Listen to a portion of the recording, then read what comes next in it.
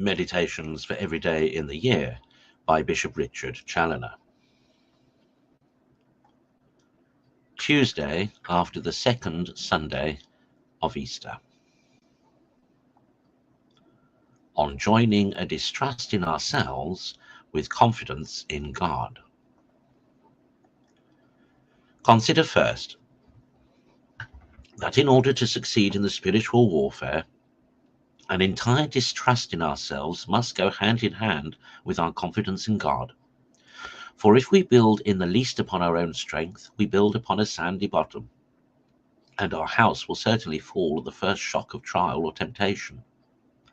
The wise man builds his house upon a rock, Matthew 7:24, and it is proof against all storms and floods.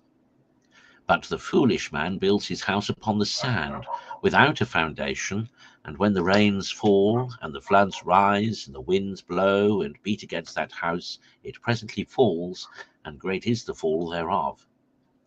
He that entirely trusts in God, and not in himself, is a wise man, and builds upon a rock which can never fail him.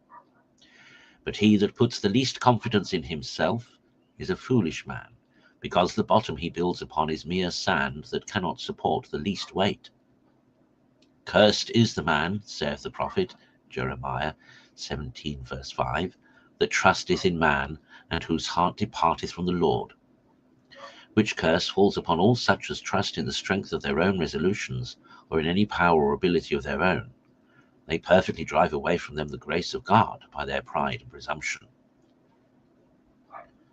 Consider secondly, that as God's honour is engaged to stand by them that put their whole trust in him, and to assist them with his most powerful and effectual graces, so he is in a manner obliged to oppose and resist all such sacrilegious wretches as would rob him of his glory by ascribing any good to themselves, or expecting any good from themselves, or from their own strength.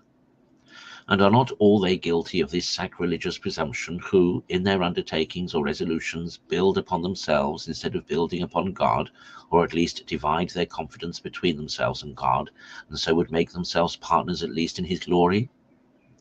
See, my soul, thou never be guilty of any such extravagance and madness. For what greater madness can there be than for mere weakness and nothing, a miserable sinful nothing, to presume of itself and of its own strength? What greater extravagance than for a man to put himself in the place of God, or to attribute to himself what can only be the work of God? Good God, deliver us from any such extravagant madness.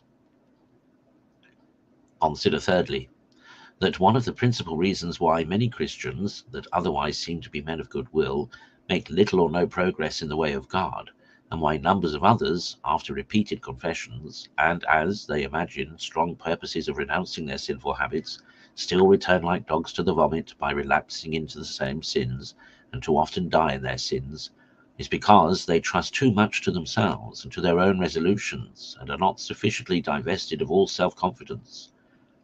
Alas, this evil is a mortal poison, which is apt to creep in imperceptibly, and to lie lurking in the midst of the soul, and to corrupt its very vitals.